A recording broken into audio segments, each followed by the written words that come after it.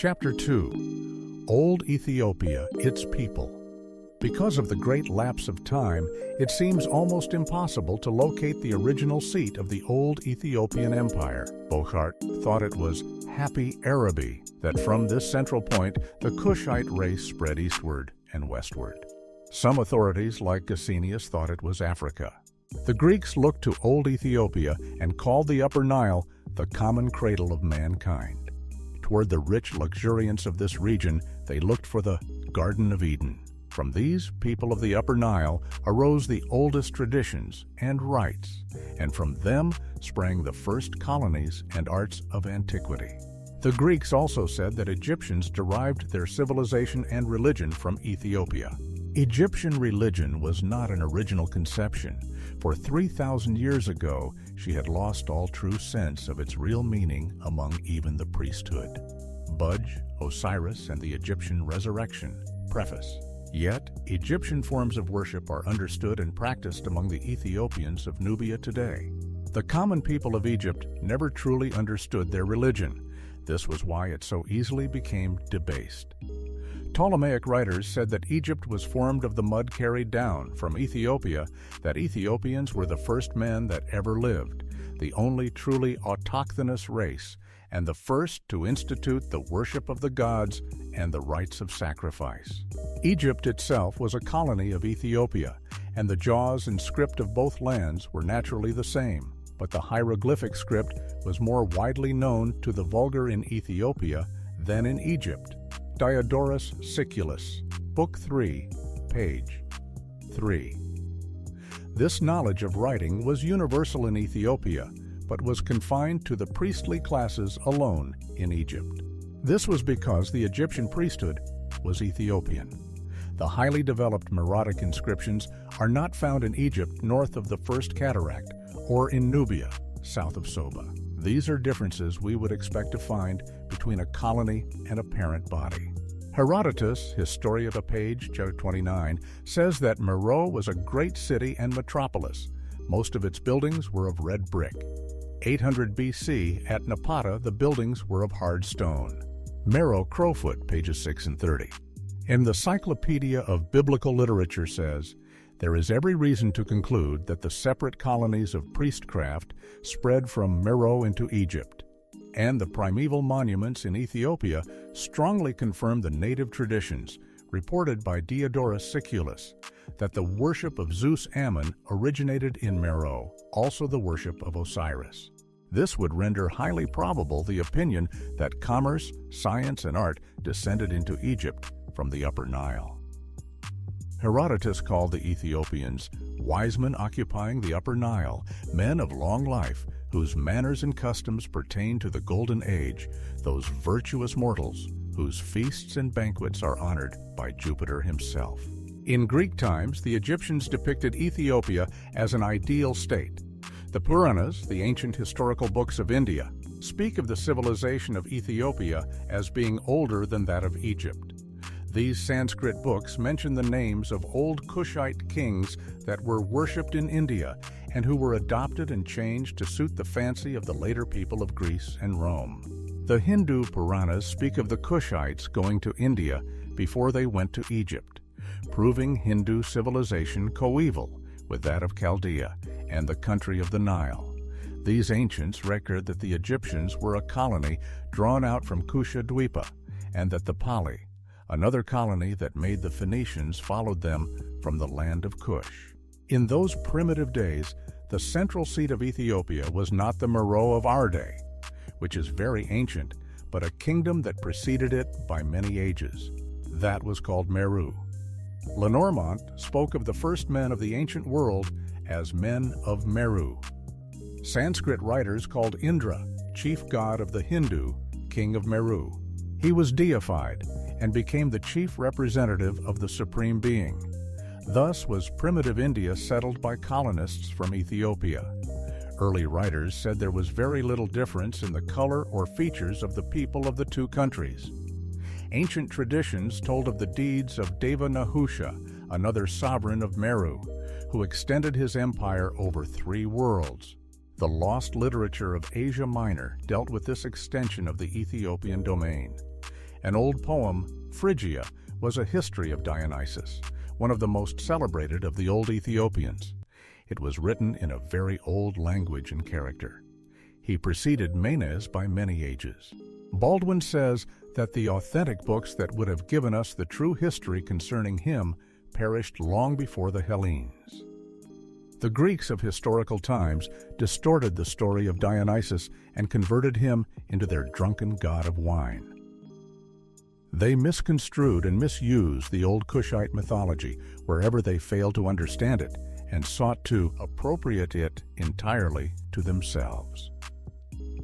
One of the poetical versions of the taking of Troy on the coast of Asia Minor was entitled the Ethiops, because the inhabitants of Troy, as we shall prove later, who fought so valiantly in the Trojan War, were Cushite Ethiopians.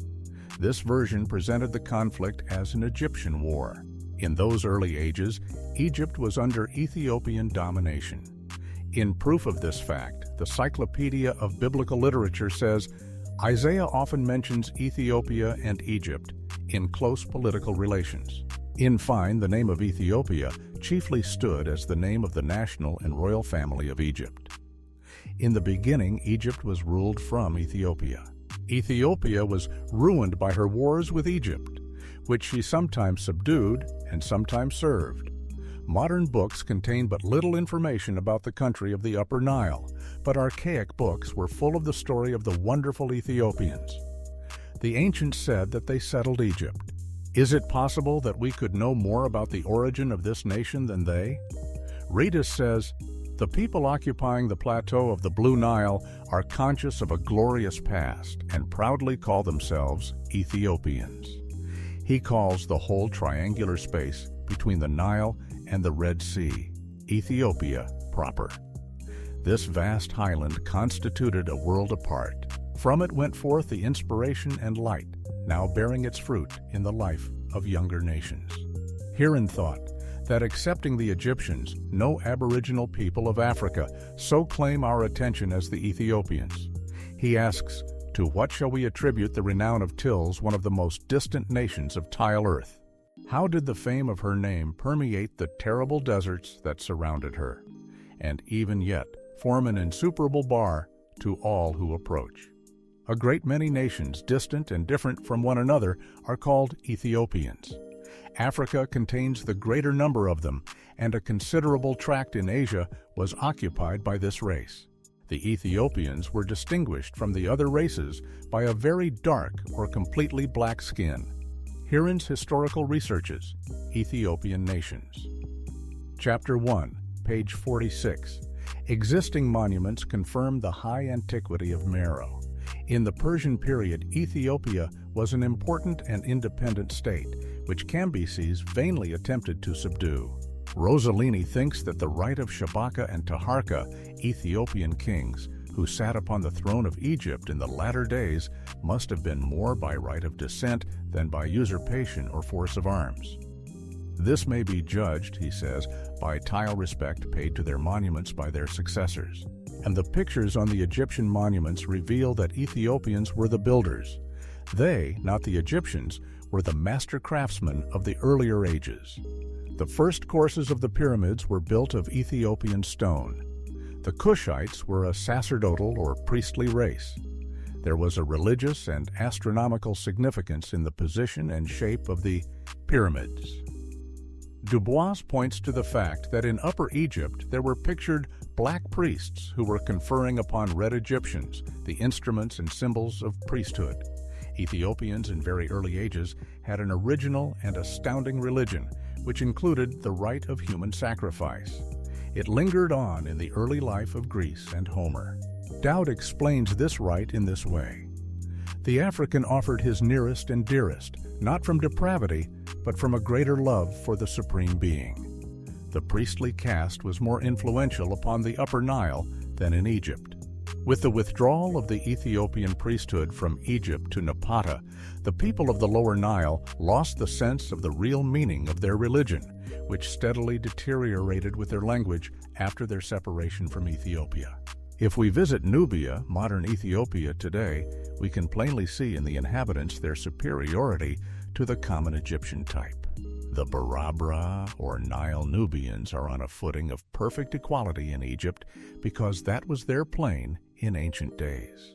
Baedeker describes them as strong, muscular, agricultural, and more warlike and energetic than Egyptians. Keene says the Nubians excel in moral qualities.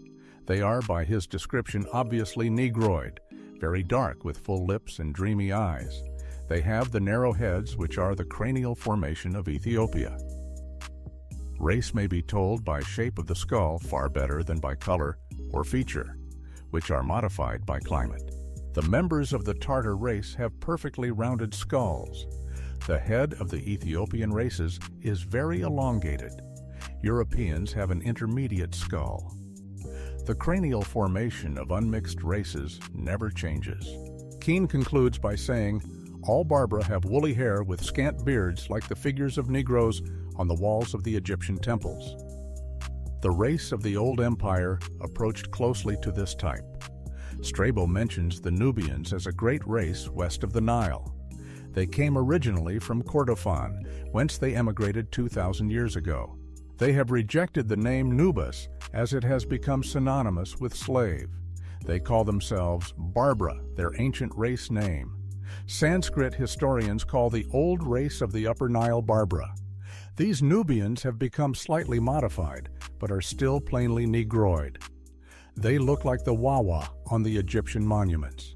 The Retu type number 1 was the ancient Egyptian. The Retu type number 2 was in feature an intermingling of the Ethiopian and Egyptian types. The Wawa were Cushites, and the name occurs in the mural inscriptions 5,000 years ago. Both people were much intermingled 6,000 years ago. The faces of the Egyptians of the old monarchy are Ethiopian, but as the ages went on, they altered from the constant intermingling with Asiatic types. Also, the intense furnace-like heat of Upper Egypt tended to change the features and darken the skin. In the inscriptions relative to the campaigns of Pepi I, Negroes are represented as immediately adjoining the Egyptian frontier. This seems to perplex some authors. They had always been there. This was the old race of Predynastic Egypt, the primitive Cushite type.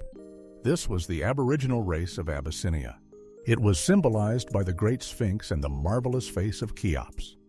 Take any book of Egyptian history containing authentic cuts and examine the faces of the first pharaohs. They are distinctively Ethiopian. The Agu of the monuments represented this aboriginal race. They were the ancestors of the Nubians and were the ruling race of Egypt. Petrie in 1892 exhibited before the British Association some skulls of the 3rd and 4th dynasties showing distinct Negroid characteristics. They were dolichocephalic or long-skulled. The findings of archaeology more and more reveal that Egypt was Cushite in her beginning and that Ethiopians were not a branch of the Japheth race in the sense that they are so represented in the average ethnological classifications of today.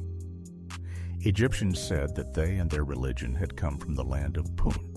Punt is generally accepted today to have been Somaliland south of Nubia. On the pictured plates at Deir el-Bahari, the huts of the people of Punt were like the tokuls of the modern Sudanese, being built on piles approached by ladders. The birds were like a species common among the Somali. The fishes were not like those of Egypt. The wife of the king of Punt appears with a form like the Bongo women with exaggerated organs of maternity. This was a distinctive Ethiopian form. The king had the Cushite profile. The products carried by the woolly-haired porters were ebony, piles of elephant tusks, all African products, and trays of massive gold rings. Punt is mentioned in the inscriptions as a land of wonders. We find marvelous ruins in southeastern Africa that substantiate these reports. The inscription in the rocky valley of Hamat tells how 2000 BC a force gathered in the Thebaid to go on an expedition to Punt to bring back the products that made the costly incense of the ancients. The stage temple at Thebes showed in gorgeous pictures another expedition in 1600 BC. We now know that Somaliland yielded the frankincense of ancient commerce, which was used in the ceremonials of all ancient kingdoms. Punt was called the Holy Land by the Egyptians. In Egypt today, the most effective battalions are those commanded by Black Nubians. In ancient ages, the Egyptians followed the lead of the Ethiopian to battle, and it is instinctive in them to do so today. Cushites were the backbone of the armies in the earliest ages. The Egyptian has no warlike qualities. It was the Cushite who was the head and brains of the foreign conquests. It was the Cushite element of the old empire that extended itself in foreign colonization eastward and westward around the world. Across Arabia and southwestern Asia, even to the central highlands, inscriptions and massive images in stone stand as voiceless witnesses that they were the commanders of the Egyptian armies and that the Ethiopian masses accompanied the soldiers as trusted allies and not as driven slaves. We must remember that in the early ages they were not a subject race, but that their power as a great empire was at its zenith. The Egyptian of today, much changed from the ancient whom Herodotus called black, is content to live in a mud hut beside his beloved Nile. He is despised by the prouder Nubian, who saves his earnings to buy a home and piece of ground in his native Ethiopia. Redis tells us that the dislike between Egyptians and Nubians is carried to such a great extent that the Nubians, even in Egypt, will not marry an Egyptian woman, and that he refuses his daughter in marriage to the Egyptian and Arab. This could have come down alone from an age-old consciousness of superiority. He knows the proud traditions of his race. In books careless of ethnography, we find the Nubian classed with Semitic stock. They have no affinities at all with this race. Nubians are never able to speak the Arabic tongues grammatically. Nubian women are seldom seen in Egypt. They are the most faithful to the manners and customs of the old race. The Egyptian of today makes little showings of ambition or the spirit for great deeds. He squanders his earnings upon trinkets and seems content in the same mud hovel in which the masses of Egyptians primitively lived. Pritchard recognizes two branches of the Nubians of the Nile and those of the Red Sea. In the age of Herodotus, the countries known as Nubia and Sinar were occupied by two different races, one of which he includes under the name Ethiopian. The other was a pastoral race of Semitic descent, which led a migratory life. This distinction continues to the present day. The Red Sea nomadic tribes are extremely savage and inhospitable. The Nile Nubas, or Barabra, are the original Ethiopians. They are agricultural and have the old Hamitic traits. They plant date trees and set up wheels for irrigation. These are the Ethiopians mentioned in Chronicles as possessing war chariots. Their allies were the Libyans. Semites at that age of the world had no possession of iron vehicles. Heron says that the ancestors of these Ethiopians had long lived in cities and had erected magnificent temples and edifices, that they possessed jaw and government, and that the fame of their progress in knowledge and the social arts had spread in the earliest ages to a considerable part of the world. Maurice, that reliable authority on ancient remains, declares, "The ancient Ethiopians were the architectural giants of the past, when the daring Cushite genius was in the full career of its glory. It was the peculiar delight of this enterprising race to erect stupendous edifices, excavate long subterranean passages in the living rock, form vast lakes and extend over the hollows of adjoining mountains magnificent arches for aqueducts and bridges. It was they who built the Tower of Babel or Belos and raised the Pyramids or Egypt. It was they who formed the grottos near the Nile and scooped the caverns of Salsette and Elephante. These latter are wonders of Hindu architecture. Yanam, their skill in mechanical powers astonishes posterity, who are unable to conceive by what means stones 30, 40, and even 60 feet in length, from 12 to 20 into depth could ever be raised to the point of elevation at which they are seen in the ruined temples of Belbek and Thebais. Those comprising the pagodas of Lindaya are scarcely less wonderful in point of elevation and magnitude. Maurice's Ancient History of Hindustan.